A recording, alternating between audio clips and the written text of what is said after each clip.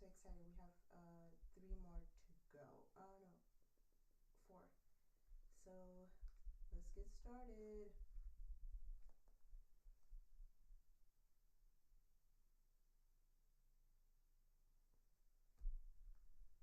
The Law of Success.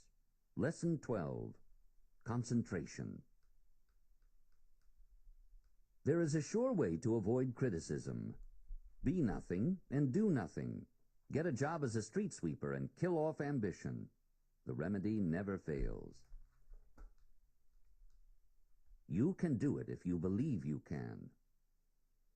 This lesson occupies a keystone position in this course for the reason that the psychological law upon which it is based is of vital importance to every other lesson of the course. Let us define the word concentration as it is here used, as follows. Concentration is the act of focusing the mind upon a given desire until ways and means for its realization have been worked out and successfully put into operation. 2 important laws enter into the act of concentrating the mind on a given desire.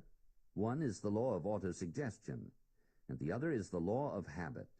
The former having been fully described in a previous lesson of this course, we will now briefly describe the law of habit. Habit grows out of environment, out of doing the same thing in the same way over and over again, out of repetition, out of thinking the same thoughts over and over, and when once formed, it resembles a cement block that is hardened in the mold, in that it is hard to break. Habit is the basis of all memory training, a fact which you may easily demonstrate in remembering the name of a person whom you have just met, by repeating that name over and over until you have fixed it permanently and plainly in your mind. The force of education is so great that we may mold the minds and manners of the young into whatever shape we please and give the impressions of such habits as shall ever afterwards remain. Atterbury. Except on rare occasions when the mind rises above environment, the human mind draws the material out of which thought is created from the surrounding environment, and habit crystallizes this thought into a permanent fixture and stores it away in the subconscious mind where it becomes a vital part of our personality, which silently influences our actions, forms our prejudices and our biases, and controls our opinions. The great philosopher had in mind the power of habit when he said, "We first endure, then pity, and finally embrace," in speaking of the manner in which honest men come to indulge in crime. Habit may be likened to the grooves on a phonograph record, while the mind may be likened to the needle point that fits into that groove. When any habit has been well formed by repetition of thought or action, the mind attaches itself to and follows that habit as closely as the phonograph needle follows the groove in the wax record, no matter what may be the nature of that habit. We begin to see, therefore, the importance of selecting our environment with the greatest of care, because environment is the mental feeding ground out of which the food that goes into our minds is extracted. Environment very largely supplies the food and materials out of which we create thought, and habit crystallizes these into permanency. You of course understand that environment is the sum total of sources through which you are influenced by and through the aid of the 5 senses of seeing, hearing, smelling, tasting, and feeling. Habit is the force which is generally recognized by the average thinking person, but which is commonly viewed in its adverse aspect to the exclusion of its favorable phase. It has been well said that all men are the creatures of habit, and that habit is a cable. We weave a thread of it each day, and it becomes so strong that we cannot break it. If it be true that habit becomes a cruel tyrant, ruling and compelling men against their will, desire, and inclination, and this is true in many cases, the question naturally arises in the thinking mind whether this mighty force cannot be harnessed and controlled in the service of men, just as have other forces of nature. If this result can be accomplished, then man may master habit and set it to work, instead of being a slave to it and serving it faithfully, though complainingly. And the modern psychologists tell us in no uncertain tones that habit may certainly be thus mastered, harnessed, and set to work, instead of being allowed to dominate one's actions and character. And thousands of people have applied this new knowledge and have turned the force of habit into new channels, and have compelled it to work their machinery of action instead of being allowed to run to waste, or else permitted to sweep away the structures that men have erected with care and expense, or to destroy fertile mental fields. A habit is a mental path over which our actions have traveled for some time, each passing making the path a little deeper and a little wider. If you have to walk over a field or through a forest, you know how natural it is for you to choose the clearest path in preference to the less worn ones, and greatly in preference to stepping out across the field or through the woods and making a new path. And the line of mental action is precisely the same. It is movement along the lines of least resistance, passage over the well-worn path. Habits are created by repetition and are formed in accordance to a natural law, observable in all animate things, and some would say in inanimate things as well. As an instance of the latter, it is pointed out that a piece of paper once folded in a certain way will fold along the same lines the next time. And all users of sewing machines or other delicate pieces of machinery know that as a machine or instrument is once broken in, so it will tend to run thereafter. The same law is also observable in the case of musical instruments. Clothing or gloves form into creases according to the person using them, and these creases once formed will always be in effect, notwithstanding repeated pressings. Rivers and streams of water cut their courses through the land and thereafter flow along the habit course. The law is in operation everywhere. These illustrations will help you to form the idea of the nature of habit, and will aid you in forming new mental paths, new mental creases, and, remember this always, the best, and one might say the only way in which old habits may be removed is to form new habits to counteract and replace the undesirable ones. Form new mental paths over which to travel, and the old ones will soon become less distinct and in time will practically fill up from disuse. Every time you travel over the path of the desirable mental habit, you make the path deeper and wider and make it so much easier to travel it thereafter. This mental path-making is a very important thing, and I cannot urge upon you too strongly the injunction to start to work making the desirable mental paths over which you wish to travel. Practice, practice, practice. Be a good path-maker. The following are the rules of procedure through which you may form the habits you desire. First, at the beginning of the formation of a new habit, put force and enthusiasm into your expression. Feel what you think. Remember that you are taking the first steps toward making the new mental path, that it is much harder at first than it will be afterwards. Make the path as clear and deep as you can at the beginning so that you can readily see it the next time you wish to follow it. Second, keep your attention firmly concentrated on the new path building and keep your mind away from the old paths, lest you incline toward them. Forget all about the old paths and concern yourself only with the new ones that you are building to order. Third, travel over your newly made paths as often as possible. Make opportunities for doing so without waiting for them to arise through luck or chance. The oftener you go over the new paths, the sooner they will become well-worn and easily traveled. Create plans for passing over these new habit paths at the very start. Fourth, resist the temptation to travel over the older, easier paths that you have been using in the past. Every time you resist a temptation, the stronger do you become, and the easier it will be for you to do so the next time. But every time you yield to the temptation, the easier does it become to yield again, and the more difficult it becomes to resist the next time. You will have a fight on at the start, and this is the critical time. Prove your determination, persistency, and willpower now, at the very beginning.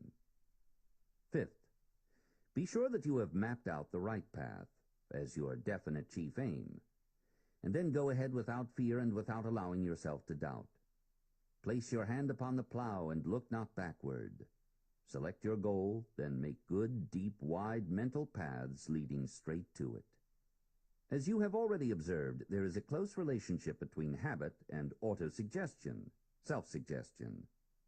Through habit, an act repeatedly performed in the same manner has a tendency to become permanent, and eventually we come to perform the act automatically or unconsciously. In playing a piano, for example, the artist can play a familiar piece while his or her conscious mind is on some other subject. Autosuggestion is the tool with which we dig a mental path.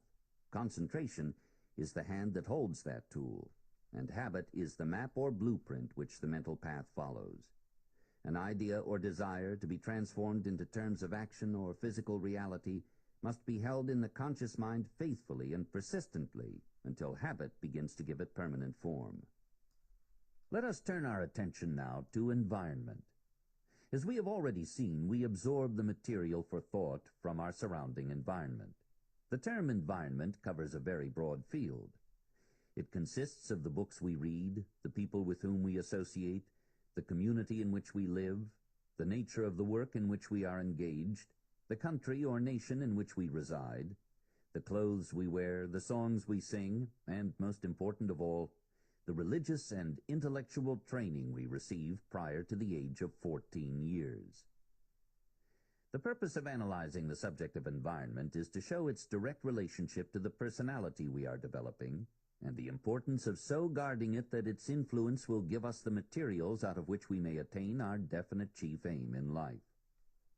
The mind feeds upon that which we supply it, or that which is forced upon it, through our environment. Therefore, let us select our environment as far as possible with the object of supplying the mind with suitable material out of which to carry on its work of attaining our definite chief aim. If your environment is not to your liking, change it. The first step is to create in your own mind an exact, clear, and well-rounded out picture of the environment in which you believe you could best attain your definite chief aim. And then concentrate your mind upon this picture until you transform it into reality. In Lesson 2 of this course, you learned that the first step you must take in the accomplishment of any desire is to create in your mind a clear, well-defined picture of that which you intend to accomplish. This is the first principle to be observed in your plans for the achievement of success, and if you fail or neglect to observe it, you cannot succeed, except by chance. Your daily associates constitute one of the most important and influential parts of your environment, and may work for your progress or your retrogression, according to the nature of those associates.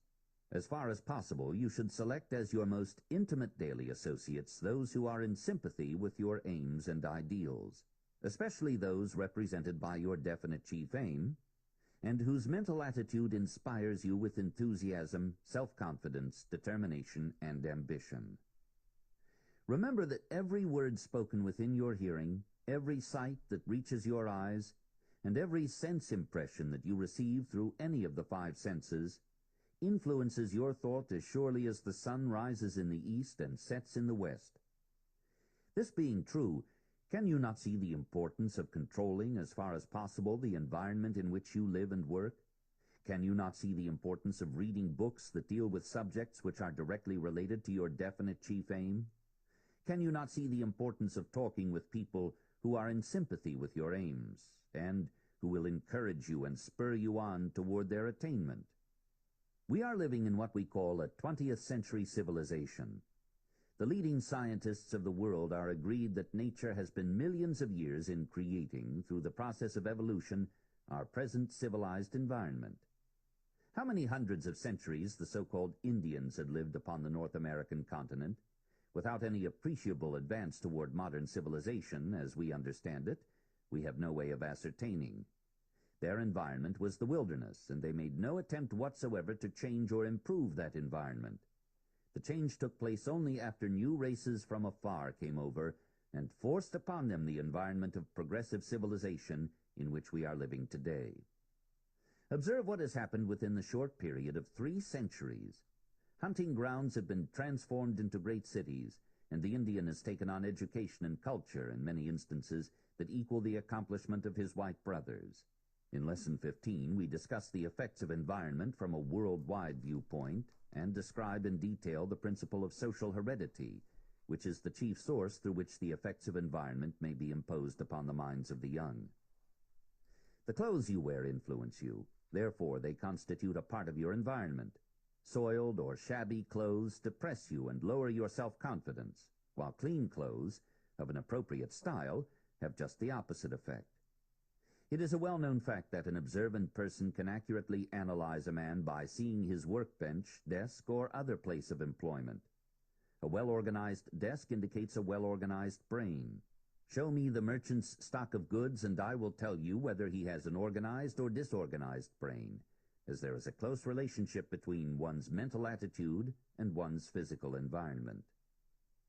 The effects of environment so vitally influence those who work in factories, stores, and offices that employers are gradually realizing the importance of creating an environment that inspires and encourages the workers. One unusually progressive laundryman in the city of Chicago has plainly outdone his competitors by installing in his workroom a player piano, in charge of a neatly dressed young woman who keeps it going during the working hours. His laundrywomen are dressed in white uniforms, and there is no evidence about the place that work is drudgery. Through the aid of this pleasant environment, this laundryman turns out more work, earns more profits, and pays better wages than his competitors can pay. This brings us to an appropriate place at which to describe the method through which you may apply the principles directly and indirectly related to the subject of concentration.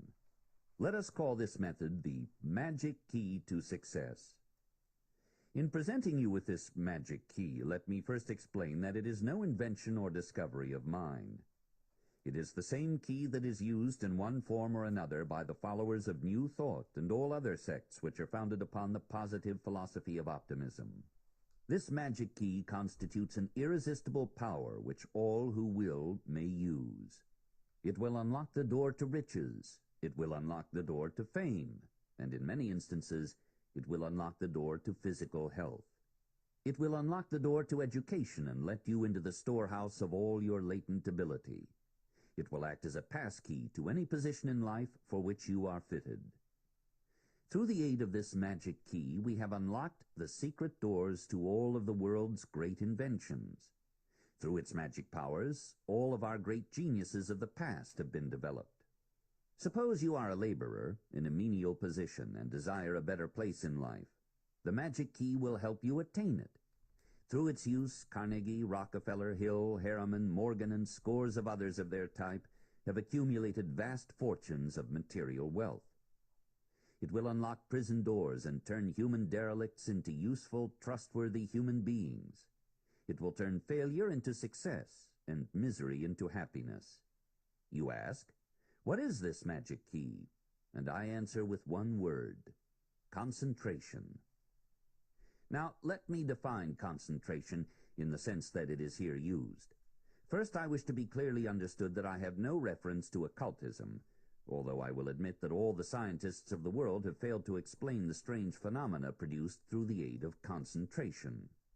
Concentration, in the sense in which it is here used, means the ability, through fixed habit and practice, to keep your mind on one subject until you have thoroughly familiarized yourself with that subject and mastered it. It means the ability to control your attention and focus it on a given problem until you have solved it. It means the ability to throw off the effects of habits which you wish to discard, and the power to build new habits that are more to your liking. It means complete self-mastery. Stating it in another way, concentration is the ability to think as you wish to think, the ability to control your thoughts and direct them to a definite end, and the ability to organize your knowledge into a plan of action that is sound and workable. You can readily see that in concentrating your mind upon your definite chief aim in life, you must cover many closely related subjects which blend into each other and complete the main subject upon which you are concentrating. Ambition and desire are the chief factors which enter into the act of successful concentration. Without these factors, the magic key is useless, and the main reason why so few people make use of this key is that most people lack ambition and desire nothing in particular. Desire whatever you may, and if your desire is within reason, and if it is strong enough, the magic key of concentration will help you attain it. There are learned men of science who would have us believe that the wonderful power of prayer operates through the principle of concentration on the attainment of a deeply seated desire. Nothing was ever created by a human being which was not first created in the imagination, through desire, and then transformed into reality through concentration. Now, let us put the magic key to a test through the aid of a definite formula. First, you must put your foot on the neck of skepticism and doubt. No unbeliever ever enjoyed the benefits of this magic key. You must believe in the test that you are about to make. We will assume that you have thought something about becoming a successful writer, or a powerful public speaker, or a successful business executive, or an able financier. We will take public speaking as the subject of this test, but remember that you must follow instructions to the letter. Okay. Take a plain sheet of paper, ordinary letter size, and write on it the following. I am going to become a powerful public speaker because this will enable me to render the world useful service that is needed, and because it will yield me a financial return that will provide me with the necessary material things of life. I will concentrate my mind upon this desire for 10 minutes daily, just before retiring at night and just after arising in the morning, for the purpose of determining just how I shall proceed to transform it into reality. I know that I can become a powerful and magnetic speaker, therefore I will permit nothing to interfere with my doing so. Signed. Sign this pledge, then proceed to do as you have pledged your word that you would do. Keep it up until the desired results have been realized. Now, when you come to do your concentrating, this is the way to go about it. Look ahead 1, 3, 5, or even 10 years and see yourself as the most powerful speaker of your time. See in your imagination an appropriate income. See yourself in your own home that you have purchased with the proceeds from your efforts as a speaker or lecturer. See yourself in possession of a nice bank account as a reserve for old age. See yourself as a person of influence due to your great ability as a public speaker. See yourself engaged in a life calling in which you will not fear the loss of your position. Paint this picture clearly through the powers of your imagination, and lo, it will soon become transformed into a beautiful picture of deeply seated desire. Use this desire as the chief object of your concentration and observe what happens. You now have the secret of the magic key. Do not underestimate the power of the magic key because it did not come to you clothed in mysticism, or because it is described in language which all who will may understand. All great truths are simple in final analysis and easily understood. If they are not great truths. Use this magic key with intelligence and only for the attainment of worthy ends, and it will bring you enduring happiness and success. Forget the mistakes you have made and the failures you have experienced. Quit living in the past, for do you not know that your yesterdays never return? Start all over again if your previous efforts have not turned out well, and make the next 5 or 10 years tell a story of success that will satisfy your most lofty ambitions. Make a name for yourself and render the world a great service through ambition, desire, and concentrated effort. You can do it if you believe you can. Thus endeth the magic key. It is a striking coincidence that American ends with I can. The person who receives no pay for his services except that which comes in the pay envelope is underpaid, no matter how much money that envelope may contain. You have a tremendous advantage over the person who slanders you or does you a willful injustice. You have it within your power to forgive that person. The presence of any idea or thought in your consciousness tends to produce an associated feeling and to urge you to appropriate or corresponding action. Hold a deeply seated desire in your consciousness through the principle of concentration, and if you do it with full faith in its realization, your act attracts to your aid powers which the entire scientific world has failed to understand or explain with a reasonable hypothesis. When you become familiar with the powers of concentration, you will then understand the reason for choosing a definite chief aim as the first step in the attainment of enduring success. Concentrate your mind upon the attainment of the object of a deeply seated desire, and very soon you will become a lodestone that attracts, through the aid of forces which no man can explain, the necessary material counterparts of that desire. A statement of fact which paves the way for the description of a principle which constitutes the most important part of this lesson, if not, in fact, the most important part of the entire course, viz., when 2 or more people ally themselves in a spirit of perfect harmony for the purpose of attaining a definite end, if that alliance is faithfully observed by all of whom it is composed, the alliance brings to each of those of whom it is composed power that is superhuman and seemingly irresistible in nature. Back of the foregoing statement is a law, the nature of which science has not yet determined, and it is this law that I have had in mind in connection with my repeated statements concerning the power of organized effort, which you will notice throughout this course. In chemistry, we learn that two or more elements may be so compounded that the result is something entirely different in nature from any of the individual elements.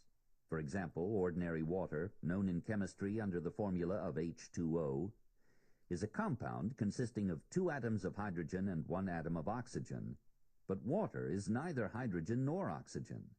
This marrying of elements creates an entirely different substance from that of either of its component parts. The same law through which this transformation of physical elements takes place may be responsible for the seemingly superhuman powers resulting from the alliance of 2 or more people in a perfect state of harmony and understanding for the attainment of a given end. This world, and all matter of which the other planets consist, is made up of electrons, an electron being the smallest known analyzable unit of matter and resembling in nature what we call electricity, or a form of energy. On the other hand, thought, and that which we call the mind, is also a form of energy. In fact, it is the highest form of energy known. Thought, in other words, is organized energy, and it is not improbable that thought is exactly the same sort of energy as that which we generate with an electric dynamo, although of a much more highly organized form. Now, if all matter, in final analysis, consists of groups of electrons, which are nothing more than a form of energy which we call electricity, and if the mind is nothing but a form of highly organized electricity, do you not see how it is possible that the laws which affect matter may also govern the mind? And if combining 2 or more elements of matter in the proper proportion and under the right conditions will produce something entirely different from those original elements, as in the case of H2O, do you not see how it is possible so to combine the energy of 2 or more minds that the result will be a sort of composite mind which is totally different from the individual minds of which it consists? You have undoubtedly noticed the manner in which you are influenced while in the presence of other people. Some people inspire you with optimism and enthusiasm. Their very presence seems to stimulate your own mind to greater action, and this not only seems to be true, but it is true. You have noticed that the presence of others had a tendency to lower your vitality and depress you, a tendency which I can assure you was very real. What do you imagine could be the cause of these changes that come over us when we come within a certain range of other people, unless it is the change resulting from the blending or combining of their minds with our own, through the operation of a law that is not very well understood, but resembles, if in fact it is not the same law, the law through which the combining of 2 atoms of hydrogen and 1 atom of oxygen produces water. I have no scientific basis for this hypothesis, but I have given it many years of serious thought, and always I come to the conclusion that it is at least a sound hypothesis, although I have no possible way as yet of reducing it to a provable hypothesis. You need no proof, however, that the presence of some people inspires you, while the presence of others depresses you, as you know this to be a fact. Now it stands to reason that the person who inspires you and arouses your mind to a state of greater activity gives you more power to achieve, while the person whose presence depresses you and lowers your vitality, or causes you to dissipate it in useless, disorganized thought, has just the opposite effect on you. You can understand this much without the aid of a hypothesis and without further proof than that which you have experienced time after time. Come back now to the original statement that, when 2 or more people ally themselves in a spirit of perfect harmony for the purpose of attaining a definite end, if that alliance is faithfully observed by all of whom it is composed, the alliance brings to each of those of whom it is composed power that is superhuman and seemingly irresistible in nature. Study closely the emphasized part of the foregoing statement, in a spirit of perfect harmony, and faithfully observed by all of whom it is composed. For there you will find the mental formula which, if not faithfully observed, destroys the effect of the whole. 1 atom of hydrogen combined with 1 atom of oxygen will not produce water, nor will an alliance in name only that is not accompanied by a spirit of perfect harmony between those forming the alliance produce power that is superhuman and seemingly irresistible in nature. I have in mind a family of mountain folk who, for more than 6 generations, have lived in the mountainous section of Kentucky. Generation after generation of this family came and went without any noticeable improvement of a mental nature, each generation following in the footsteps of its ancestors. They made their living from the soil, and as far as they knew or cared, the universe consisted of a little spot of territory known as Letcher County. They married strictly in their own set and in their own community. Finally, one of the members of this family strayed away from the flock, so to speak, and married a well-educated and highly cultured woman from the neighbor state of Virginia. This woman was one of those types of ambitious people who had learned that the universe extended beyond the borderline of Letcher County and covered at least the whole of the southern states. She had heard of chemistry and of botany and of biology and of pathology and of psychology and of many other subjects that were of importance in the field of education. When her children began to come along to the age of understanding, she talked to them of these subjects, and they in turn began to show a keen interest in them. One of her children is now the president of a great educational institution, where most of these subjects, and many others of equal importance, are taught. Another one of them is a prominent lawyer, while still another is a successful physician. Her husband, thanks to the influence of her mind, is a well-known dental surgeon, and the first of his family for 6 generations to break away from the traditions by which the family had been bound. The blending of her mind with his gave him the needed stimulus to spur him on and inspire him with ambitions such as he would never have known without her influence. For many years I have been studying the biographies of those whom the world calls great, and it seems to me more than a mere coincidence that in every instance where the facts were available, the person who was really responsible for the greatness was in the background, behind the scenes, and seldom heard of by the hero-worshipping public. Not infrequently is this hidden power a patient little wife who has inspired her husband and urged him on to great achievement, as was true in the case I have just described. Henry Ford is one of the modern miracles of this age, and I doubt that this country or any other ever produced an industrial genius of his equal. If the facts were known, and perhaps they are known, they might trace the cause of Mr. Ford's phenomenal achievements to a woman of whom the public hears but little, his wife. We read of Ford's achievements and of his enormous income and imagine him to be blessed with matchless ability, and he is, ability of which the world would never have heard had it not been for the modifying influence of his wife, who has cooperated with him during all the years of his struggle in a spirit of perfect harmony for the purpose of attaining a definite end.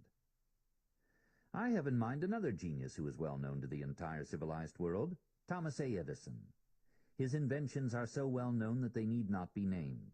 Every time you press a button and turn on an electric light, or hear a phonograph playing, you should think of Edison, for it was he who perfected both the incandescent light and the modern phonograph. Every time you see a moving picture, you should think of Edison, for it was his genius, more than that of any other person, who made this great enterprise possible. But, as in the case of Henry Ford, back of Mr. Edison stands one of the most remarkable women in America, his wife. No one outside of the Edison family, and perhaps a very few intimate personal friends of theirs, knows to what extent her influence has made Edison's achievements possible. Mrs. Edison once told me that Mr. Edison's outstanding quality, the one which above all others was his greatest asset, was that of concentration. When Mr. Edison starts a line of experiment or research or investigation, he never lets go until he either finds that for which he is looking or exhausts every possible effort to do so. Back of Mr. Edison stand 2 great powers. One is concentration, and the other is Mrs. Edison. Night after night, Mr. Edison has worked with such enthusiasm that he required but 3 or 4 hours of sleep. Observe what was said about the sustaining effects of enthusiasm in Lesson 7 of this course. Plant a tiny apple seed in the right sort of soil at the right time of the year, and gradually it will burst forth into a tiny sprig, and then it will expand and grow into an apple tree. That tree does not come from the soil, nor does it come from the elements of the air, but from both of these sources. And the man has not yet lived who could explain the law that attracts from the air and the soil the combination of cells of which that apple tree consists. The tree does not come out of the tiny apple seed, but that seed is the beginning of the tree. When two or more people ally themselves in a spirit of perfect harmony for the purpose of attaining a definite end, the end itself, or the desire back of that end, may be likened to the apple seed, and the blending of the forces of energy of the two or more minds may be likened to the air and the soil out of which comes the elements that form the material objects of that desire. The power back of the attraction and combination of these forces of the mind can no more be explained than can the power back of the combination of elements out of which an apple tree grows. But the all-important thing is that an apple tree will grow from a seed thus properly planted, and great achievement will follow the systematic blending of two or more minds with a definite object in view. In Lesson 13, you will see this principle of allied effort carried to proportions which almost stagger the imagination of all who have not trained themselves to think in terms of organized thought. This course itself is a very concrete illustration of the principle underlying that which we have termed organized effort, but you will observe that it requires the entire 16 lessons to complete the description of this principle. Omit a single one of the 16 lessons, and the omission would affect the whole as the removal of one link would affect the whole of a chain.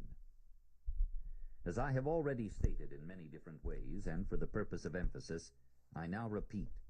There is a well-founded hypothesis that when one concentrates one's mind upon a given subject, facts of a nature that is closely related to that subject will pour in from every conceivable source.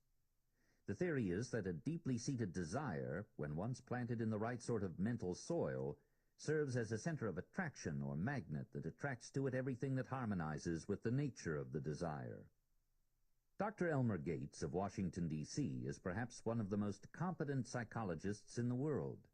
He is recognized both in the field of psychology and in other directly and indirectly related fields of science throughout the world as being a man of the highest scientific standing. Come with me for a moment and study his methods.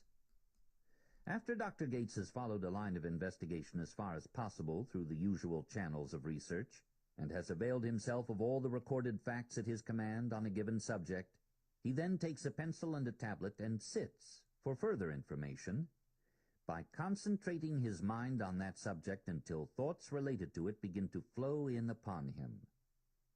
He writes down these thoughts as they come from he knows not where. He told me that many of his most important discoveries came through this method.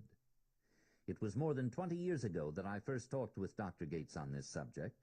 Since that time, through the discovery of the radio principle, we have been provided with a reasonable hypothesis through which to explain the results of these sittings, viz., the ether, as we have discovered through the modern radio apparatus, is in a constant state of agitation. Sound waves are floating through the ether at all times, but these waves cannot be detected beyond a short distance from their source except by the aid of properly attuned instruments. Now, it seems reasonable to suppose that thought, being the most highly organized form of energy known, is constantly sending waves through the ether, but these waves, like those of sound, can only be detected and correctly interpreted by a properly attuned mind. There is no doubt that when Dr. Gates sat down in a room and placed himself in a quiet, passive state of mind, the dominating thoughts in his mind served as a magnetic force that attracted the related or similar thought waves of others as they passed through the ether about him. Taking the hypothesis just a step further, it has occurred to me many times since the discovery of the modern radio principle that every thought that has ever been released in organized form from the mind of any human being is still in existence in the form of a wave in the ether, and is constantly passing around and around in a great endless circle. That the act of concentrating one's mind upon a given subject with intensity sends out thought waves which reach and blend with those of a related or similar nature, thereby establishing a direct line of communication between the one doing the concentrating and the thoughts of a similar nature which have been previously set into motion. Going still a step further, may it not be possible for one so to attune his mind and harmonize the rate of vibration of thought with the rate of vibration of the ether, that all knowledge that has been accumulated through the organized thoughts of the past is available? With these hypotheses in mind, go back to Lesson 2 of this course. and study Carnegie's description of the mastermind through which he accumulated his great fortune. When Carnegie formed an alliance between more than a score of carefully selected minds, he created, by that means of compounding mind power, one of the strongest industrial forces that the world has ever witnessed. With a few notable and very disastrous exceptions, the men constituting the mastermind which Carnegie created thought and acted as one.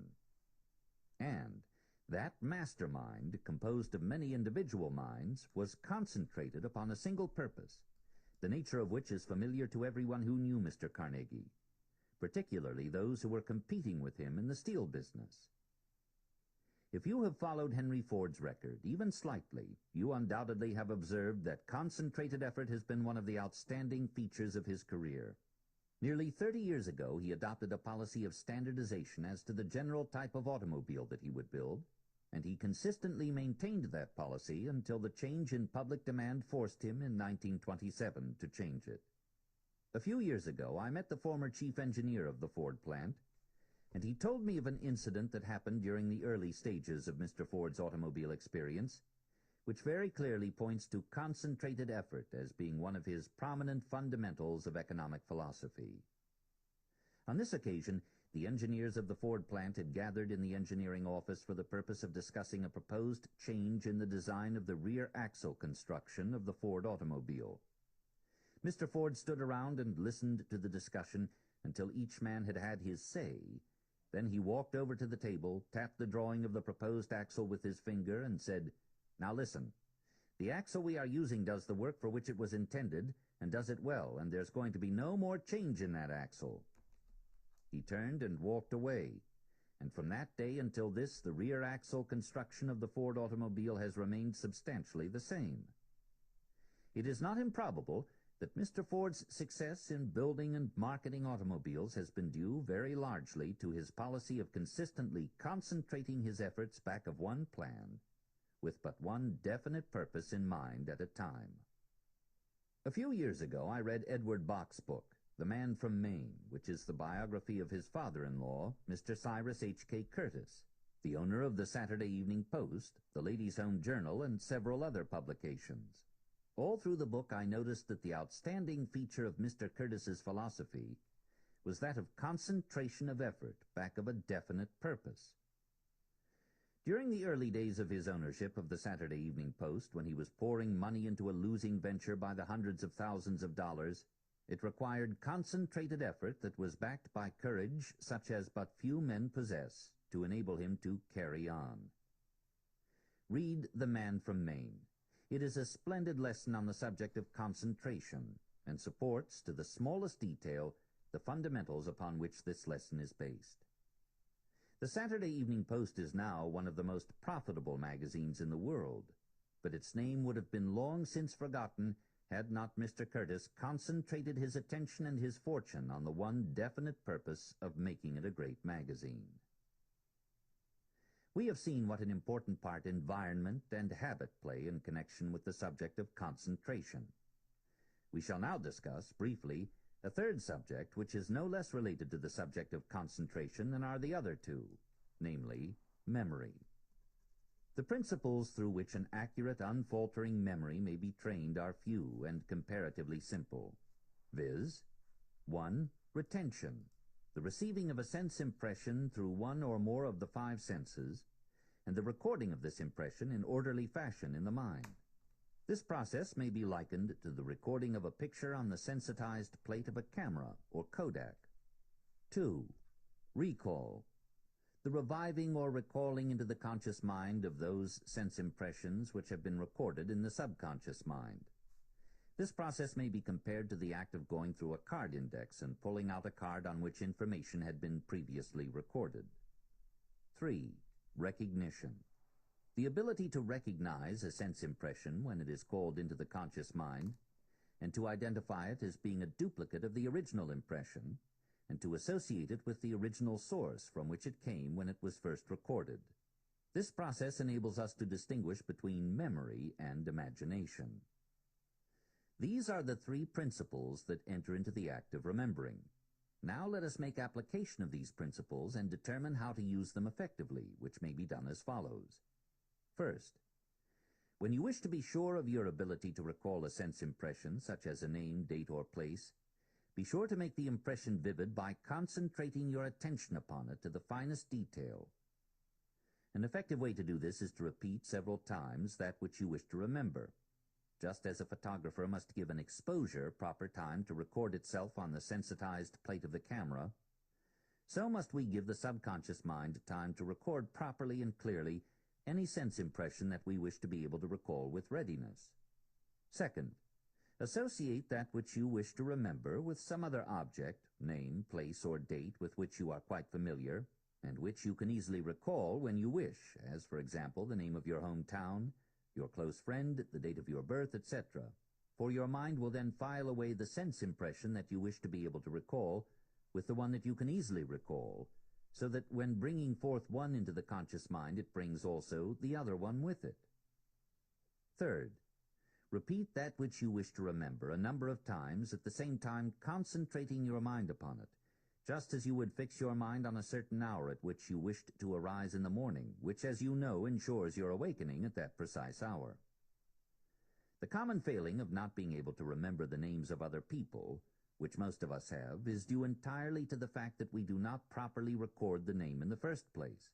When you are introduced to a person whose name you wish to be able to recall at will, repeat that name 4 or 5 times, first making sure that you understood the name correctly. If the name is similar to that of some person whom you know well, associate the two names together, thinking of both as you repeat the name of the one whose name you wish to be able to recall. If someone gives you a letter to be mailed, look at the letter, then increase its size in your imagination and see it hanging over a letterbox. Fix in your mind a letter approximating the size of a door and associate it with the letterbox, and you will observe that the first letterbox you pass on the street will cause you to recall that big, odd-looking letter which you have in your pocket. Suppose that you were introduced to a lady whose name was Elizabeth Shearer, and you wished to be able to recall her name at will. As you repeat her name, associate it with a large pair of scissors, say 10 feet in length, and Queen Elizabeth, and you will observe that the recalling of either the large pair of scissors or the name of Queen Elizabeth will help you recall also the name of Elizabeth Shearer. If you wish to be able to remember the name of Lloyd Keith, just repeat the name several times and associate with it the name of Lloyd George and Keith's Theater, either of which you can easily recall at will. The law of association is the most important feature of a well-trained memory, yet it is a very simple law. All you have to do to make use of it is to record the name of that which you wish to remember with the name of that which you can readily remember, and the recalling of one brings with it the other. Nearly 10 years ago, a friend gave me his residence telephone number in Milwaukee, Wisconsin, and although I did not write it down, I remember it today as well as I did the day he gave it to me. This is the way that I recorded it. The number and exchange were Lakeview 2651. At the time he gave me the number, we were standing at the railroad station in sight of Lake Michigan. Therefore, I used the lake as an associated object with which to file the name of the telephone exchange. It so happened that the telephone number was made up of the age of my brother, who was 26, and my father, who was 51. Therefore, I associated their names with the number, thus ensuring its recall. To recall the telephone exchange and number, therefore, I had only to think of Lake Michigan, my brother, and my father. An acquaintance of mine found himself to be suffering from what is ordinarily called a wandering mind. He was becoming absent-minded and unable to remember. Let him tell you in his own words, which follow, how he overcame this handicap. I am 50 years old. For a decade I have been a department manager in a large factory.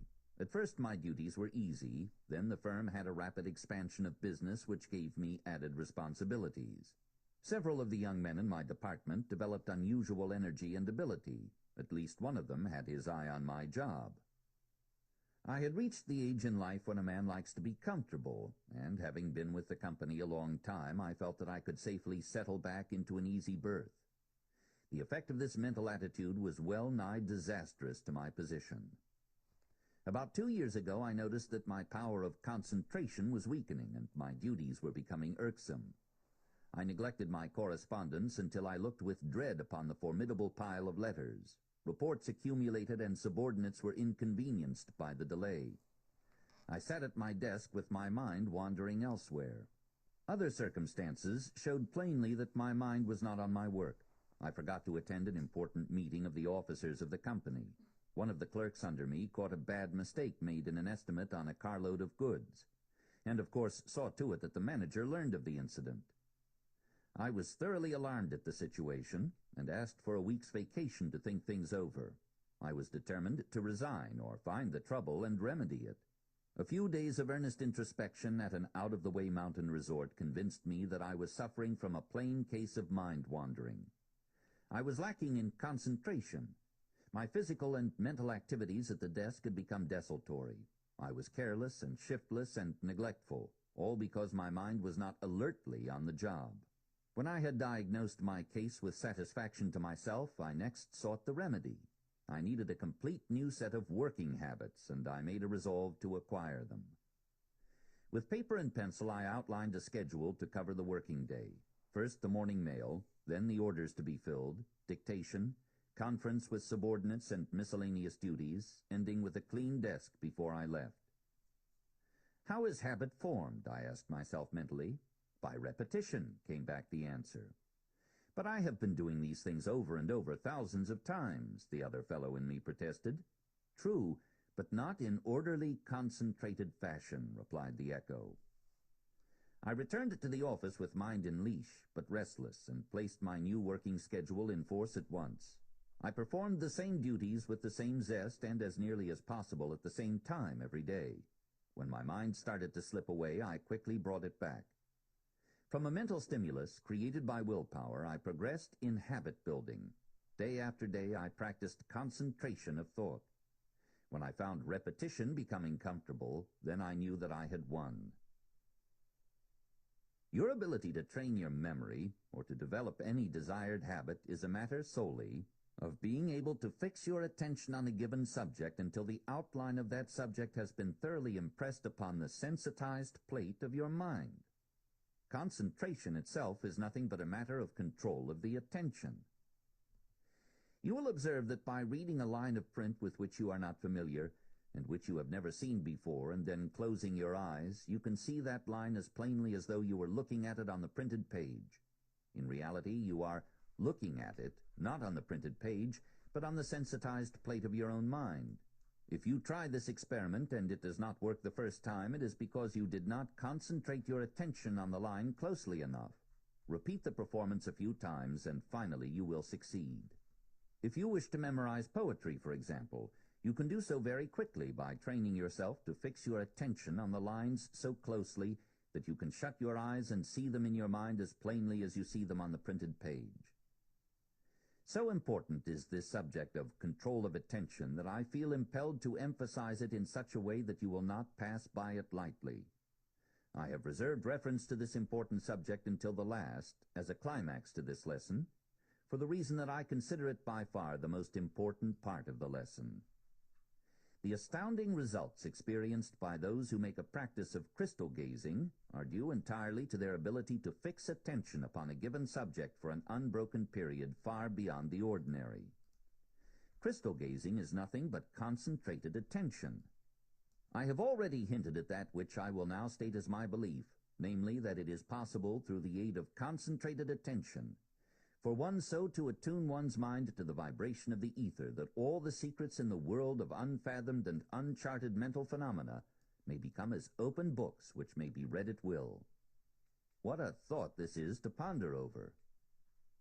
I am of the opinion, and not without substantial evidence to support me, that it is possible for one to develop the ability of fixing the attention so highly that one may tune in and understand that which is in the mind of any person.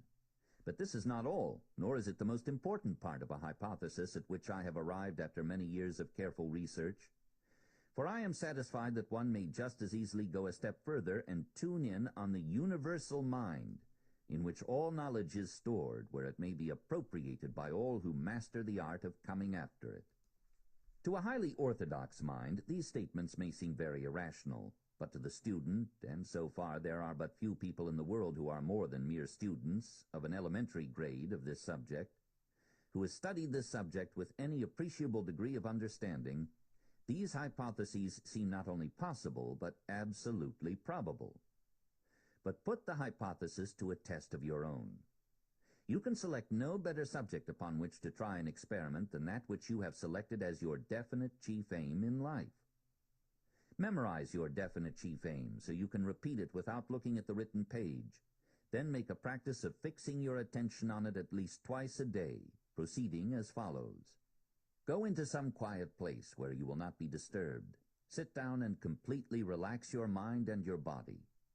Then close your eyes and place your fingers in your ears, thereby excluding the ordinary sound waves and all of the light waves. In that position, repeat your definite chief aim in life, and as you do so, see yourself in your imagination in full possession of the object of that aim. If a part of your aim is the accumulation of money, as it undoubtedly is, then see yourself in possession of that money. If a part of the object of your definite aim is the ownership of a home, then see a picture of that home in your imagination, just as you expect to see it in reality. If a part of your definite aim is to become a powerful and influential public speaker, then see yourself before an enormous audience and feel yourself playing upon the emotions of that audience as a great violinist would play upon the strings of the violin. As you approach the end of this lesson, there are two things which you might do, viz.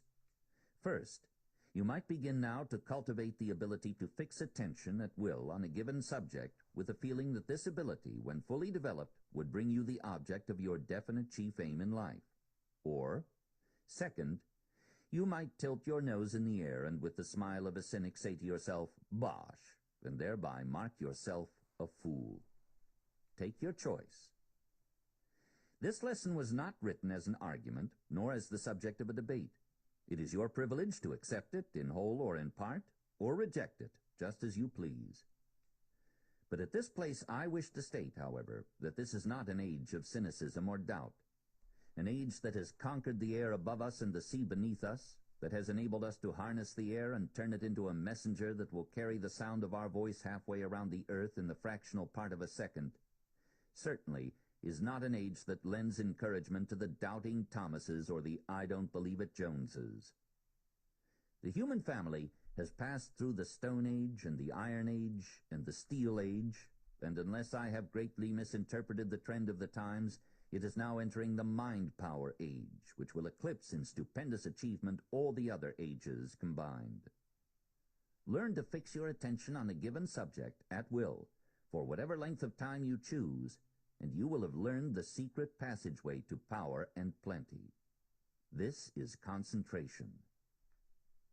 You will understand from this lesson that the object of forming an alliance between two or more people and thereby creating a mastermind is to apply the law of concentration more effectively than it could be applied through the efforts of but one person.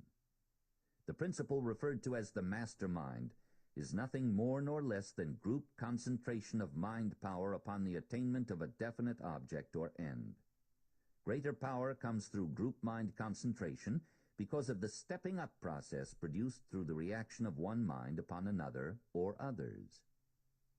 Defeat, like a headache, warns us that something has gone wrong. If we are intelligent, we look for the cause and profit by the experience. I don't have that page. Is it not strange that the word boomerang has been in the dictionary all these years without its having become generally known that a boomerang is an instrument which comes back and may wound the hand that throws it? Do you see that lucky fellow over there who holds a position through pull?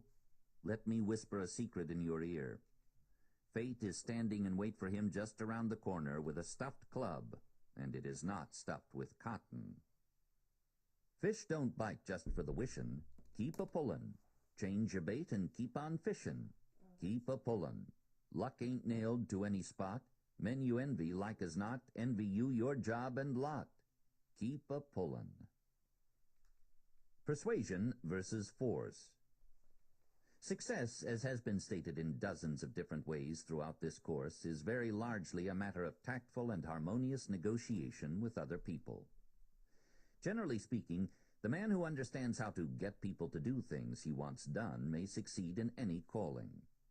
As a fitting climax for this lesson on the law of concentration, we shall describe the principles through which men are influenced, through which cooperation is gained, through which antagonism is eliminated and friendliness developed. Force sometimes gets what appear to be satisfactory results, but force alone never has built and never can build enduring success. The World War has done more than anything which has happened in the history of the world to show us the futility of force as a means of influencing the human mind. Without going into details or recounting the instances which could be cited, we all know that force was the foundation upon which German philosophy has been built during the past 40 years. The doctrine that might makes right was given a worldwide trial, and it failed. The human body can be imprisoned or controlled by physical force, but it is not so with the human mind. No man on earth can control the mind of a normal, healthy person if that person chooses to exercise his God-given right to control his own mind. The majority of people do not exercise this right. They go through the world, thanks to our faulty educational system, without having discovered the strength which lies dormant in their own minds. Now and then something happens, more in the nature of an accident than anything else, which awakens a person and causes him to discover where his real strength lies, and how to use it in the development of industry or one of the professions. Result, a genius is born. There is a given point at which the human mind stops rising or exploring unless something out of the daily routine happens to push it over this obstacle. In some minds this point is very low, and in others it is very high. In still others it varies between low and high. The individual who discovers a way to stimulate his mind artificially, arouse it and cause it to go beyond this average stopping point frequently, is sure to be rewarded with fame and fortune if his efforts are of a constructive nature. The educator who discovers a way to stimulate any mind and cause it to rise above this average stopping point without any bad reactionary effects will confer a blessing on the human race second to none in the history of the world. We, of course, do not have reference to physical stimulants or narcotics. These will always arouse the mind for a time, but eventually they ruin it entirely. We have reference to a purely mental stimulant, such as that which comes through intense interest, desire, enthusiasm, love, etc., the factors out of which a mastermind may be developed. The person who makes this discovery will do much towards solving the crime problem. You can do almost anything with a person when you learn how to influence his mind. The mind may be likened to a great field. It is a very fertile field which always produces a crop after the kind of seed which is sown in it. The problem, then, is to learn how to select the right sort of seed, and how to sow that seed so that it takes root and grows quickly. We are sowing seed in our minds daily, hourly, nay, every second, but we are doing it promiscuously and more or less unconsciously. We must learn to do it after a carefully prepared plan, according to a well-laid-out design. Haphazardly sown seed in the human mind brings back a haphazard crop. There is no escape from this result. History is full of notable causes of men who have been transformed from law-abiding, peaceful, constructive citizens to roving, vicious criminals. We also have thousands of cases wherein men of the low, vicious, so-called criminal type have been transformed into constructive, law-abiding citizens. In every one of these cases, the transformation of the human being took place in the mind of the man. He created in his own mind, for one reason or another, a picture of what he desired, and then proceeded to transform that picture into reality.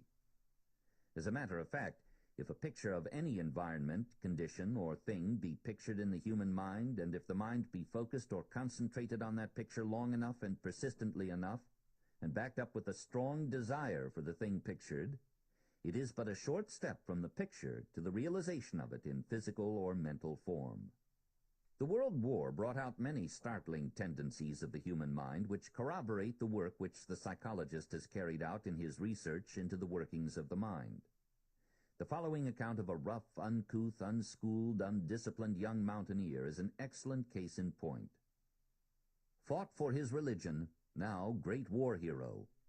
Rotarians plan to present farm to Alvin York, unlettered Tennessee squirrel hunter, by George W. Dixon. How Alvin Colum York, an unlettered Tennessee squirrel hunter, became the foremost hero of the American Expeditionary Forces in France forms a romantic chapter in the history of the World War. York is a native of Fentress County. He was born and reared among the hardy mountaineers of the Tennessee woods. There is not even a railroad in Fentress County. During his earlier years, he was reputed to be a desperate character.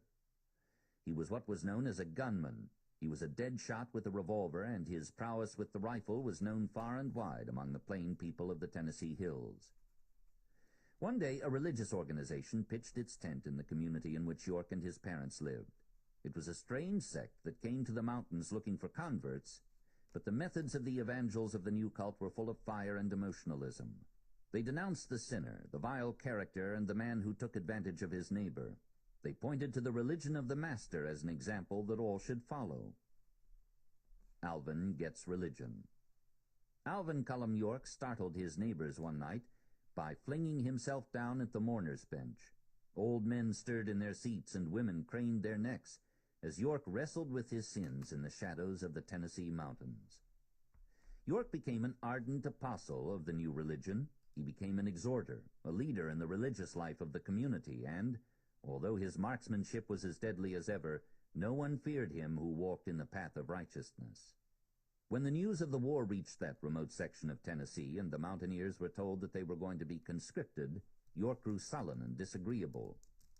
He didn't believe in killing human beings, even in war. His Bible taught him, "Thou shalt not kill." To his mind, this was literal and final.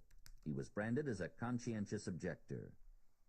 The draft officers anticipated trouble. They knew that his mind was made up, and they would have to reach him in some manner other than by threats of punishment. War in a holy cause. They went to York with a Bible and showed him that the war was in a holy cause, the cause of liberty and human freedom. They pointed out that men like himself were called upon by the higher powers to make the world free, to protect innocent women and children from violation, to make life worth living for the poor and oppressed, to overcome the beast pictured in the Scriptures, and to make the world free for the development of Christian ideals and Christian manhood and womanhood. It was a fight between the hosts of righteousness and the hordes of Satan.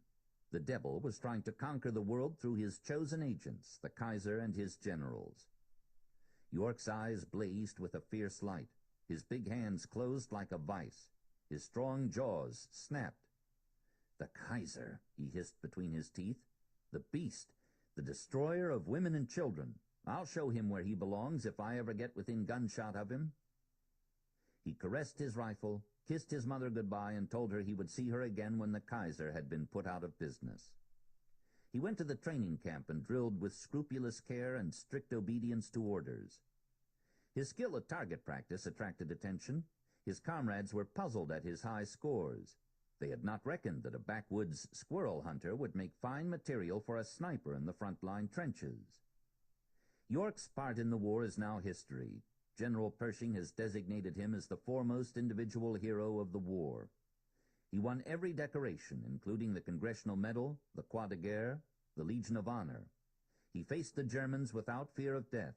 He was fighting to vindicate his religion, for the sanctity of the home, the love of women and children, the preservation of the ideals of Christianity, and the liberties of the poor and oppressed. Fear was not in his code or his vocabulary. His cold daring electrified more than 1,000,000 men and set the world to talking about this strange, unlettered hero from the hills of Tennessee. Here we have a case of a young mountaineer who, had he been approached from just a slightly different angle, undoubtedly would have resisted conscription, and, likely as not, would have become so embittered toward his country that he would have become an outlaw, looking for an opportunity to strike back at the first chance. Those who approached him knew something of the principles through which the human mind works. They knew how to manage young York by first overcoming the resistance that he had worked up in his own mind. This is the very point at which thousands of men, through improper understanding of these principles, are arbitrarily classed as criminals and treated as dangerous, vicious people. Through suggestion, these people could have been handled as effectively as young York was handled and developed into useful, productive human beings. In your search for ways and means of understanding and manipulating your own mind so you can persuade it to create that which you desire in life, let us remind you that, without a single exception, anything which irritates you and arouses you to anger, hatred, dislike, or cynicism is destructive and very bad for you. You can never get the maximum or even a fair average of constructive action out of your mind until you have learned to control it and keep it from being stimulated through anger or fear. These two negatives, anger and fear, are positively destructive to your mind. And as long as you allow them to remain, you can be sure of results which are unsatisfactory and way below what you are capable of producing. In our discussion of environment and habit, we learned that the individual mind is amenable to the suggestions of environment, that the minds of the individuals of a crowd blend with one another, conforming to the suggestion of the prevailing influence of the leader or dominating figure. Mr. J.A. Fisk gives us an interesting account of the influence of mental suggestion in the revival meeting, which bears out the statement that the crowd mind blends into one, as follows. Mental suggestion in the revival. Modern psychology has firmly established the fact that the greater part of the phenomena of the religious revival are psychical rather than spiritual in their nature, and abnormally psychical at that. The leading authorities recognize the fact that the mental excitement attendant upon the emotional appeals of the revivalist must be classified with the phenomena of hypnotic suggestion rather than with that of true religious experience. And those who have made a close study of the subject believe that instead of such excitement tending to elevate the mind and exalt the spirit of the individual, it serves to weaken and degrade the mind and prostitute the spirit by dragging it in the mud of abnormal psychic frenzy and emotional excess. In fact, by some careful observers, familiar with the respective phenomena, the religious revival meeting is classed with the public hypnotic entertainment as a typical example of psychic intoxication and hysterical excess. David Starr Jordan, Chancellor Emeritus of Leland Stanford University, says, "Whiskey, cocaine, and alcohol bring temporary insanity, and so does a revival of religion." The late Professor William James of Harvard University, the eminent psychologist, says, "Religious revivalism is more dangerous to the life of society than drunkenness." It should be unnecessary to state that in this lesson the term revival is used in the narrower signification, indicating the typical religious emotional excitement known by the term in question, and is not intended to apply to the older and respected religious experience designated by the same term, which was so highly revered among the Puritans, Lutherans, and others in the past. A standard reference work speaks of the general subject of the revival as follows. Revivals occur in all religions. When one takes place, a large number of persons who have been comparatively dead or indifferent to spiritual considerations, simultaneously or in quick succession, become alive to their importance, alter spiritually and morally, and act with exceeding zeal in converting others to their views. A Mohammedan revival takes the form of a return to the strict doctrines of the Quran and a desire to propagate them by the sword. A Christian minority living in the place is in danger of being massacred by the revivalists. Pentecostal effusion of the Holy Spirit produced a revival within the infant church, followed by numerous conversions from outside. Revivals, though not called by that name, occurred at intervals from apostolic times till the Reformation, the revivalists being sometimes so unsympathetically treated that they left the church and formed sects, while in other cases, and notably in those of the founders of the monastic orders, they were retained and acted on the church as a whole. The spiritual impulse which led to the Reformation, and the antagonistic one which produced or attended the rise of the Society of Jesus, were both revivalist. It is, however, to sudden increase of spiritual activity within the Protestant churches that the term revival is chiefly confined. The enterprise of the Wesleys and Whitfield in this country and England from 1738 onward was thoroughly revivalist. Since then, various revivals have from time to time occurred, and nearly all denominations aim at their production. The means adopted are prayer for the Holy Spirit, meetings continued night after night, often to a late hour, stirring addresses, chiefly from the revivalist laymen, and after meetings to deal with those impressed. Ultimately, it has been found that some of those apparently converted have been steadfast, others have fallen back, while deadness proportioned to the previous excitement temporarily prevails. Sometimes excitable persons at revival meetings utter piercing cries or even fall prostrate. These morbid manifestations are now discouraged and have in consequence become more rare. In order to understand the principle of the operation of mental suggestion in the revival meeting, we must first understand something of what is known as the psychology of the crowd. Psychologists are aware that the psychology of a crowd, considered as a whole, differs materially from that of the separate individuals composing that crowd. There is a crowd of separate individuals and a composite crowd in which the emotional natures of the units seem to blend and fuse. The change from the first-named crowd to the second arises from the influence of earnest attention or deep emotional appeals or common interest. When this change occurs, the crowd becomes a composite individual, the degree of whose intelligence and emotional control is but little above that of its weakest member. This fact, startling as it may appear to the average reader, is well known and is admitted by the leading psychologists of the day, and many important essays and books have been written thereupon.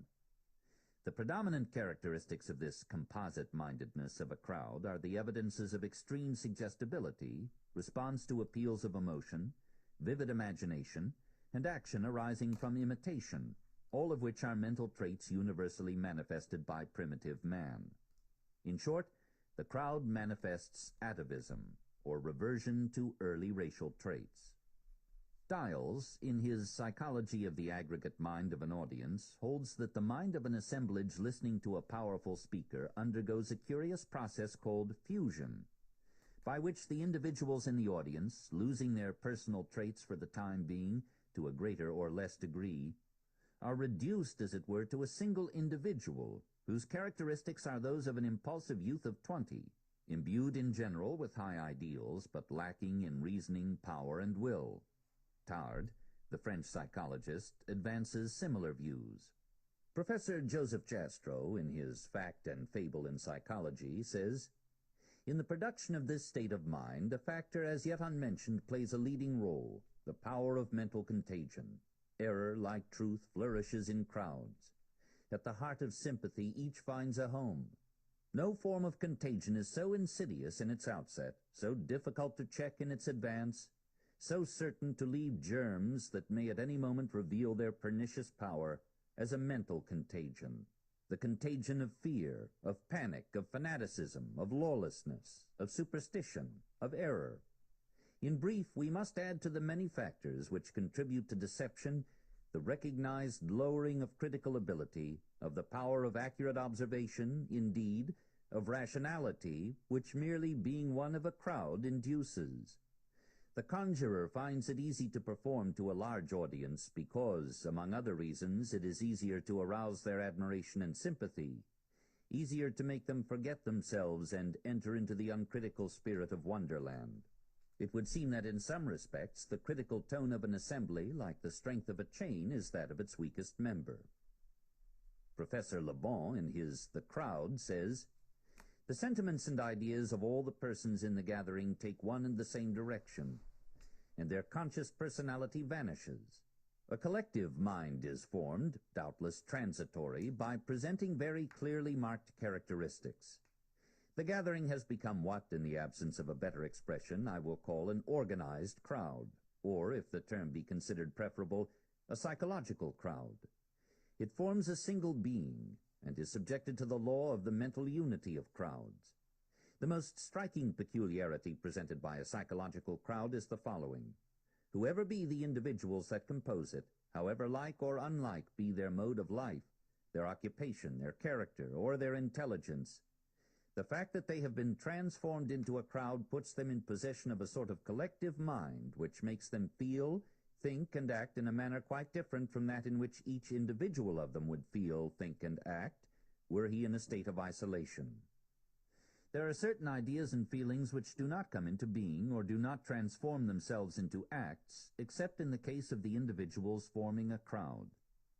In crowds it is stupidity and not mother wit that is accumulated. In the collective mind, the intellectual aptitudes of the individuals and, in consequence, their individuality is weakened.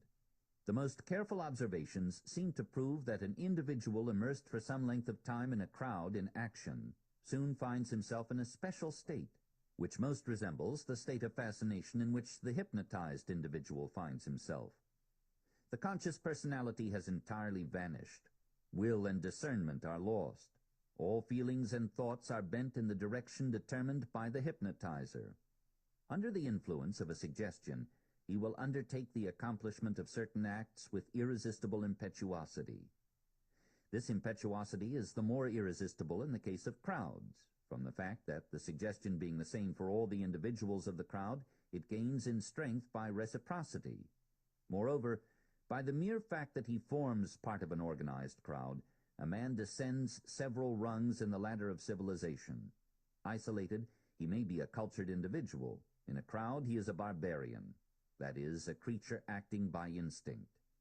He possesses the spontaneity, the violence, the ferocity, and also the enthusiasm and heroism of primitive beings, whom he further tends to resemble by the facility with which he allows himself to be induced to commit acts contrary to his most obvious interests and his best-known habits. An individual in a crowd is a grain of sand amid other grains of sand, which the wind stirs up at will. Professor Davenport, in his Primitive Traits in Religious Revivals, says, "The mind of the crowd is strangely like that of primitive man. Most of the people in it may be far from primitive in emotion, in thought, in character. Nevertheless, the result tends always to be the same. Stimulation immediately begets action. Reason is in abeyance. The cool, rational speaker has little chance beside the skillful, emotional orator. The crowd thinks in images, and speech must take this form to be accessible to it.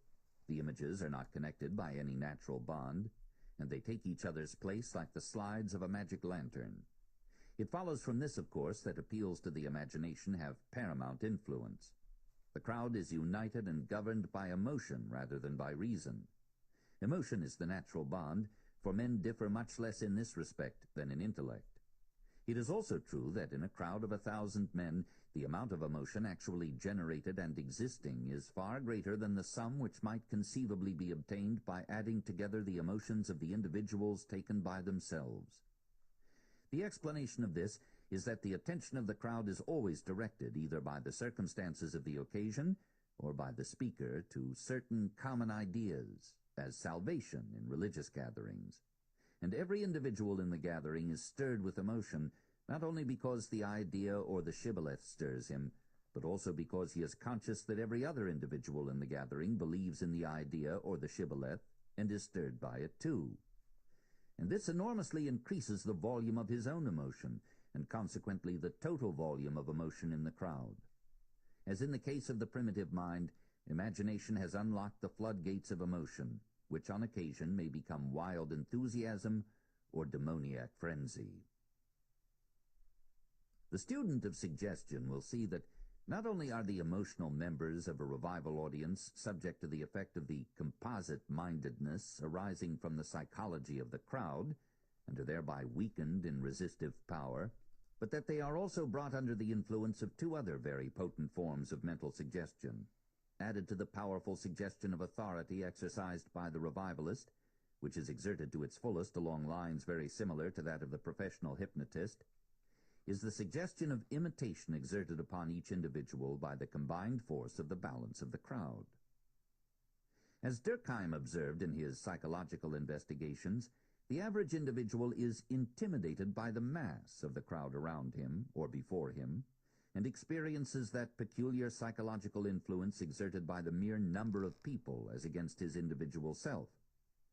Not only does the suggestible person find it easy to respond to the authoritative suggestions of the preacher and the exhortations of his helpers, but he is also brought under the direct fire of the initiative suggestions of those on all sides who are experiencing emotional activities and who are manifesting them outwardly. Not only does the voice of the shepherd urge forward, but the tinkle of the bellwether's bell is also heard, and the imitative tendency of the flock, which causes one sheep to jump because one ahead of him does so, and so on until the last sheep has jumped, needs but the force of the example of a leader to start into motion the entire flock. This is not an exaggeration. Human beings, in times of panic, fright, or deep emotion of any kind, manifest the imitative tendency of the sheep, and the tendency of cattle and horses to stampede under imitation. To the student experienced in the experimental work of the psychological laboratory, there is the very closest analogy observed in the respective phenomena of the revival and hypnotic suggestion. In both cases, the attention and interest is attracted by the unusual procedure. The element of mystery and awe is induced by words and actions calculated to inspire them. The senses are tired by monotonous talk in an impressive and authoritative tone.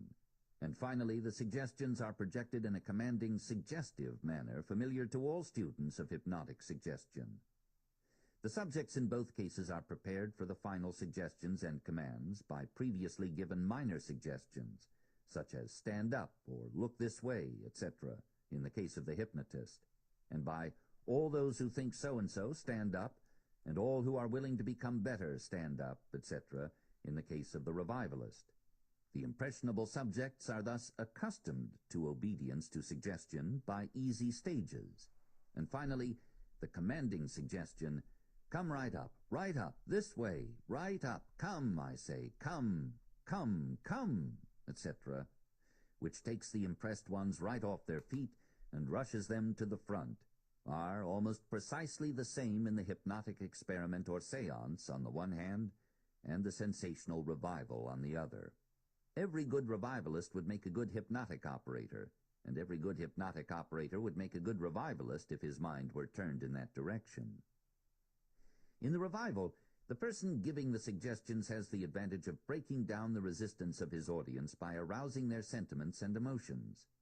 Tales depicting the influence of mother, home, and heaven, songs like Tell Mother I'll Be There, and personal appeals to the revered associations of one's past and early life tend to reduce one to the state of emotional response and render him most susceptible to strong, repeated suggestions along the same line.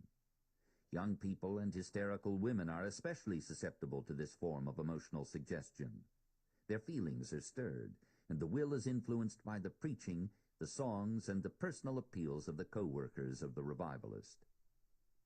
The most sacred sentimental memories are reawakened for the moment, and old conditions of mind are reinduced. Where is my wandering boy tonight brings forth tears to many a one to whom the memory of the mother is sacred, and the preaching that the mother is dwelling in a state of bliss beyond the skies, from which the unconverted child is cut off, unless he professes faith, serves to move many to action for the time being. The element of fear is also invoked in the revival, not so much as formerly, it is true, but still to a considerable extent and more subtly. The fear of a sudden death in an unconverted condition is held over the audience, and why not now, why not tonight, is asked him, accompanied by the hymn, Oh, Why Do You Wait, Dear Brother? As Davenport says, it is well known that the employment of symbolic images immensely increases the emotion of an audience. The vocabulary of revivals abounds in them, the cross, the crown, the angel band, hell, heaven. Now, vivid imagination and strong feeling and belief are states of mind favorable to suggestion as well as to impulsive action. It is also true that the influence of a crowd largely in sympathy with the ideas suggested is thoroughly coercive or intimidative upon the individual sinner. There is considerable professed conversion which results in the beginning from little more than this form of social pressure, and which may never develop beyond it. Finally, the inhibition of all extraneous ideas is encouraged in revival assemblies both by prayer and speech. There is, therefore, extreme sensitiveness to suggestion. When to these conditions of negative consciousness on the part of an audience there has been added a conductor of the meetings who has a high hypnotic potential, such as Wesley or Finney, or who is only a thoroughly persuasive and magnetic personality, such as Whitfield, there may easily be an influence exerted upon certain individuals of a crowd which closely approaches the abnormal or thoroughly hypnotic. When this point is not reached, there is still a great amount of highly acute, though normal, suggestibility to be reckoned with. The persons who show signs of being influenced are then labored with by either the revivalist or his co-workers. They are urged to surrender their will and leave it all to the Lord. They are told to give yourself to God now, right now, this minute, or to only believe now and you shall be saved, or won't you give yourself to Jesus, etc. They are exhorted and prayed with. Arms are placed around their shoulders, and every art of emotional persuasive suggestion is used to make the sinner give up.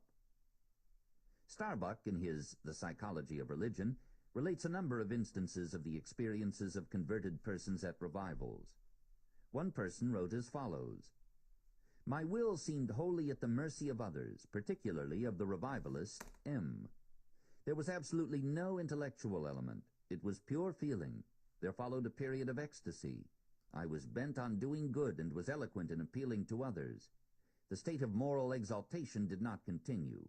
It was followed by a complete relapse from orthodox religion. Davenport has the following to say in reply to the claim that the old methods of influencing converts at a revival have passed away with the crude theology of the past. I lay particular stress upon this matter here because, while the employment of irrational fear in revivals has largely passed away, the employment of the hypnotic method has not passed away. There has rather been a recrudescence and a conscious strengthening of it because the old prop of terror is gone. And it cannot be too vigorously emphasized that such a force is not a spiritual force in any high and clear sense at all, but is rather uncanny and psychic and obscure. And the method itself needs to be greatly refined before it can ever be of any spiritual benefit whatever. It is thoroughly primitive and belongs with the animal and the instinctive means of fascination. In this bald, crude form, the feline employs it upon the helpless bird, and the Indian medicine man upon the ghost dance votary. When used, as it has often been, upon little children who are naturally highly suggestible, it has no justification whatever, and is mentally and morally injurious in the highest degree. I do not see how violent emotional throes and the use of suggestion in its crude forms can be made serviceable even in the cases of hardened sinners. And certainly with large classes of the population, the employment of this means is nothing but psychological malpractice. We guard with intelligent care against quackery in physiological obstetrics. It would be well if a sterner training and prohibition hedged about the spiritual obstetrician, whose function it is to guide the far more delicate process of the new birth. Some who favor the methods of the revival, but who also recognize the fact that mental suggestion plays a most important part in the phenomena thereof, hold that the objections similar to those here advanced are not valid against the methods of the revival, inasmuch as mental suggestion, as is well known, may be used for good purposes as well as bad, for the benefit and uplifting of people as well as in the opposite direction. This being admitted, these good folks argue that mental suggestion in the revival is a legitimate method or weapon of attack upon the stronghold of the devil. But this argument is found to be defective when examined in its effects and consequences. In the first place, it would seem to identify the emotional, neurotic, and hysterical mental states induced by revival methods with the spiritual uplift and moral regeneration, which is the accompaniment of true religious experience. It seeks to place the counterfeit on a par with the genuine, the baleful glare of the rays of the psychic moon with the invigorating and animating rays of the spiritual sun. It seeks to raise the hypnotic phase to that of the spiritual mindedness of man. To those who are familiar with the two classes of phenomena, there is a difference as wide as that between the poles existing between them. As a straw showing how the wind of the best modern religious thought is blowing, we submit the following from the volume entitled Religion and Miracle, from the pen of Reverend Dr. George A. Gordon, pastor emeritus of the New Old South Church of Boston. For this end, professional revivalism, with its organizations, its staff of reporters who make the figures suit the hopes of good men, the system of advertisements, and the exclusion or suppression of all sound critical comment, the appeals to emotion and the use of means which have no visible connection with grace and cannot by any possibility lead to glory, is utterly inadequate. The world waits for the vision, the passion, the simplicity, and the stem truthfulness of the Hebrew prophet. It awaits the imperial breadth and moral energy of the Christian apostle to the nations. It awaits the teacher who, like Christ, shall carry his doctrine in a great mind and a great character. While there have undoubtedly been many instances of persons attracted originally by the emotional excitement of the revival, and afterwards leading worthy religious lives in accordance with the higher spiritual nature, still, in too many cases the revival has exerted but a temporary effect for good upon the persons yielding to the excitement, and after the stress has passed has resulted in creating an indifference and even an aversion for true religious feeling.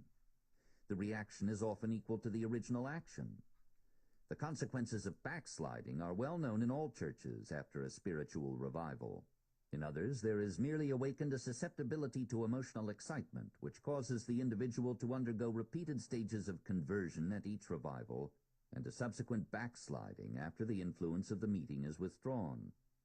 Moreover, it is a fact known to psychologists that persons who have given way to the emotional excitement and excesses of the typical revival are rendered afterwards far more suggestible and open to isms, fads, and false religions than before. The people flocking to the support of the various pseudo-religious adventurers and impostors of the age are generally found to be the same people who were previously the most ardent and excitable converts of the revival. The ranks of the Messiahs, Elijahs, and prophets of the dawn, who have appeared in great numbers in this country and England during the past 50 years, have been recruited almost exclusively from those who have previously experienced the revival fervor in the Orthodox churches. It is the old story of the training of the hypnotic subject. Especially harmful is this form of emotional intoxication among young people and women. It must be remembered that the period of adolescence is one in which the mental nature of the individual is undergoing great changes. It is a period noted for peculiar development of the emotional nature, the sex nature, and the religious nature. The existing conditions at this period render the psychic debauchery of the revival, seance, or hypnotic exhibition particularly harmful. Excessive emotional excitement, coupled with mystery, fear, and awe at this period of life, often results in morbid and abnormal conditions arising in afterlife. As Davenport well says, it is no time for the shock of fear or the agony of remorse. The only result of such misguided religious zeal is likely to be a strengthening in many cases of those tendencies, especially in females, toward morbidity and hysteria, toward darkness and doubt. There are other facts connected with the close relation existing between abnormal religious excitement and the undue arousal of the sexual nature, which are well known to all students of the subject, but which cannot be spoken of here. As a hint, however, the following from Davenport will serve its purpose. At the age of puberty, there is an organic process at work which pushes into activity at nearly the same time the sexual and the spiritual. There is no proof, however, of the causation of the latter by the former, but it does appear to be true that the two are closely associated at the point in the physical process where they branch in different directions, that at that critical period any radical excitation of the one has its influence upon the other. A careful consideration of this important statement will serve to explain many things that have sorely perplexed many good people in the past, in connection with revival excitement in a town, camp meetings, etc. This apparent influence of the devil, which so worried our forefathers, is seen to be but the operation of natural, psychological, and physiological laws. To understand it is to have the remedy at hand. But what do the authorities say of the revival of the future, the new revival, the real revival? Let Professor Davenport speak for the critics. He is well adapted for the task. He says, "There will be, I believe, far less use of the revival meeting as a crass, coercive instrument for overriding the will and overwhelming the reason of the individual man. The influence of public religious gatherings will be more indirect, more unobtrusive. It will be recognized that hypnotization and forced choices weaken the soul, and there will be no attempt to press to decision in so great a matter under the spell of excitement and contagion and suggestion. The converts may be few, they may be many. They will be measured not by the capacity of the preacher for administrative hypnotism, but rather by the capacity for unselfish friendship of every Christian man and woman. But of this I think we may be confident. The days of religious effervescence and passional unrestraint are dying. The days of intelligent, undemonstrative, and self-sacrificing piety are dawning. To do justly, to love mercy, to walk humbly with God, these remain the cardinal tests of the divine in man. Religious experience is an evolution. We go on from the rudimentary and the primitive to the rational and the spiritual. And, believe Paul, the mature fruit of the Spirit is not the subliminal uprush, the lapse of inhibition, but rational love, joy, peace, long-suffering, kindness, goodness, faithfulness, meekness, self-control. The law of concentration is one of the major principles which must be understood and applied intelligently by all who would successfully experiment with the principle described in this course as the mastermind. The foregoing comments by leading authorities of the world will give you a better understanding of the law of concentration, as it is often used by those who wish to blend or fuse the minds of a crowd so they will function as a single mind. You are now ready for the lesson on cooperation, which will take you further into the methods of applying the psychological laws upon which this philosophy of success is based. Here are 12 good reasons for failure. The first one is the avowed intention of doing no more than one is paid to do, and the person who makes this avowal may see the other 11 by stepping before a looking glass. Nothing is so contagious as enthusiasm. It is the real allegory of the tale of Orpheus. It moves stones, it charms brutes. Enthusiasm is the genius of sincerity, and truth accomplishes no victories without it. Bulwer. Some men are successful as long as someone else stands back of them and encourages them, and some men are successful in spite of hell. Take your choice. You need have no fear of competition from the person who says, "I'm not paid to do this, and I'll not do it." He will never be a dangerous competitor for your job, but watch out for the fellow who remains at his work until it is finished, and performs a little more than is expected of him, for he may challenge you at the post and pass you at the grandstand. Until you have learned to be tolerant with those who do not always agree with you, until you have cultivated the habit of saying some kind word of those whom you do not admire, until you have formed the habit of looking for the good instead of the bad there is in others, you will be neither successful nor happy. If you hesitate or turn backward while under fire, you're not a fighter, you're a quitter, and the devil himself hates the person with a rubber backbone. He smells bad, burning. The Law of Success. Lesson. All right, we're done for today. I hope that you guys learned a lot today, because I did. I learned about the psychology of man, even though it's just little pieces here and there. If you're into psychology, I guess you have to start now to understand how man thinks, and I think it's a great subject. What is it that we're learning today? My brain is on fire. We are learning. Oh well, I learned about memory, which I'm lacking at the moment. Memory. So there are a couple of ways to go about retaining your memory or something like that. There is retention, recall, and recognition. I guess that's how your mind functions. I have to go back and look at it again, but we are here and we're almost done. We're on 13. We have 3 more. After tomorrow, we have 3 more.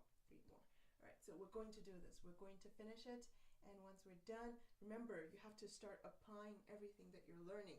I know that it's not going to come together until we get to the end, but just take notes, and then when you get to the end, I think there's a summary. I'm going to have to check. But if there's a summary, just tie everything together and begin to execute. So that's what we're going to be doing. All right, see you guys next week. Bye.